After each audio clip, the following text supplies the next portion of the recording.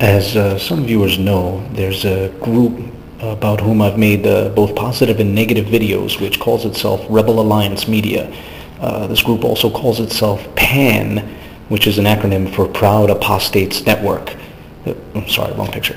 Anyway, in this short video, I would like to address one small claim from among the many claims which are made by RebelAllianceMedia, and that's the claim that before the dawn of Christianity, there was a belief that Horus was the result of a virgin birth. I first heard the gentleman in RebelAllianceMedia make this claim nearly a year ago on the night of March 11th when they had a live show on Blog TV, which included a former member of the Israelite Church of God in Jesus Christ who was calling himself Direct Connect. Anyway, during the question and answer session that night, they read from a book titled The Book Your Church Doesn't Want You to Read, and they claimed, among other things, that Isis's son, Horus, was born of a virgin.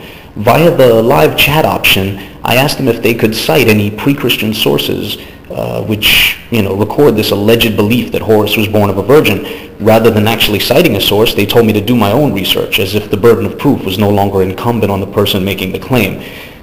Sometime later, I encouraged them to watch a wonderful series on the KeithTruth page on YouTube titled Zeitgeist Part One Exposed. It's a multi-part series.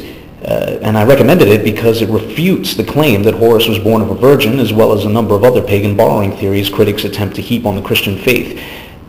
So I recommended it to the gentleman in RebelAllianceMedia, and sometime later they made a video about the KeithTruth page titled KeithTruth Delusional Christian. But in that video they never addressed his claims about Horus and Isis. So for the sake of context, let us now consider what KeithTruth revealed regarding the pre-Christian claims about the birth of Horus. Here we go. There is no evidence that Isis was a virgin in the myth. The onus of proof is on Zeitgeist. Seth dismembered Osiris, then Isis put his dead body back together and had intercourse with it. In some versions, she used a handmade phallus since she wasn't able to find that part of her husband, so it was not a virgin birth. In the original story it says, quote, "She drew from him his essence according to a hymn to Osiris and the legend of the origin of Horus. Since she drew from him his essence or sperm, there is no virgin birth. As Egyptian scholar Richard Wilkinson remarks, through her magic, Isis revivified the sexual member of Osiris and became pregnant by him, eventually giving birth to their child Horus," unquote. And as Franco's Dunand urges, quote, "After having sexual intercourse in the form of a bird with the dead god she restored to life, she gave birth," unquote. This does not constitute as a parallel if you know the New Testament. What was brought out by KeithTruth also seemed to be found in every other source I read when reading up on this subject. And it's quite interesting to note that this point was even found in a book which RebelAllianceMedia has repeatedly called to witness. That book is titled Goddesses in World Mythology. Strangely, however, KOC repeatedly calls it In World Mythology Goddesses. This is another book called In World Mythology Goddesses. So in this book, In World Mythology Goddesses, this one right, this is the one that shut you guys down and defend the faith for sure. The World Mythology Goddess, In World Mythology Goddesses. This is the one that shut down that whole Virgin Mary crap. This In World Mythology Goddesses. And the encyclopedia known as In World Mythology Goddesses. Not to split hairs, but the title is Goddesses in World Mythology, not In World Mythology Goddesses. Now, I understand that the phrase In World Mythology appears above the word goddesses on the cover, but that's just part of the design. One should have noticed that the I in is lowercase, hinting rather loudly that it's not the start of the sentence. Aside from that, if one turned to the opening pages of the book, they would find that the title of the book is actually Goddesses in World Mythology. It's listed as such in the inset. Anyway, getting back on track, I'm not endorsing this book, Goddesses in World Mythology, but because the gentleman in RebelAllianceMedia mentioned it so often, it's worth noting that even in this book, one finds agreement with what KeithTruth noted. On page 83, it recounts the story of Horus's birth as follows, quote, "Isis retrieved her husband and reassembled him. The only part she was unable to find was his penis, so she fashioned a golden phallus for him, and they conceived Horus." In other words, their own source, the source that's constantly cited by RebelAllianceMedia itself, says that the story of Horus's birth was one in which he was conceived when his mother and father were in physical congress. Thus, the birth of Horus can't be considered a virgin birth story.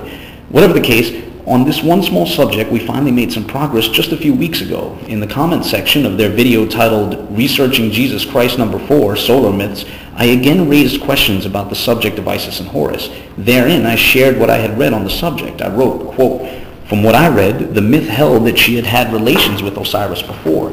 Even in the conception of Horus, she, quote-unquote, enjoyed the phallus on his corpse, quote-unquote, one last time. That is something quite different from the doctrine of the virgin birth," end quote. Now, rather than deny the actual story, one of the gentlemen in Rebel Alliance Media essentially confirmed it and wrote back as follows, quote, "I've never heard of a woman getting pregnant from necromancy, have you? Thus, the virgin birth," end quote. I was somewhat incredulous that he was affirming the same story while still trying to call it a virgin birth, when clearly it wasn't.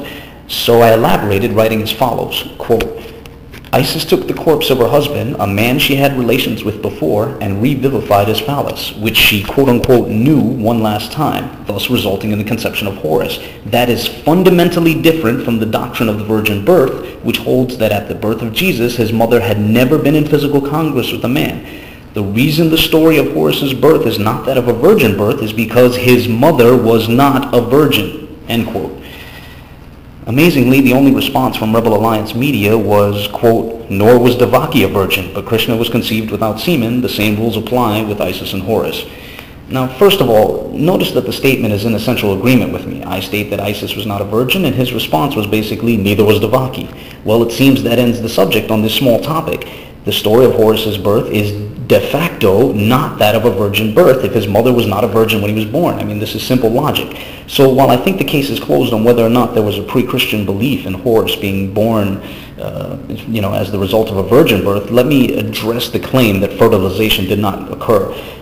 Another book the gentlemen in Rebel Alliance Media have cited several times is Man, Myth, and Magic. Well, in their entry on Isis in Volume 10, page 1364, Man, Myth, and Magic states, quote, "As man fertilizes woman and Osiris Iris, so did the annual flooding of the Nile fertilize the soil of Egypt," end quote.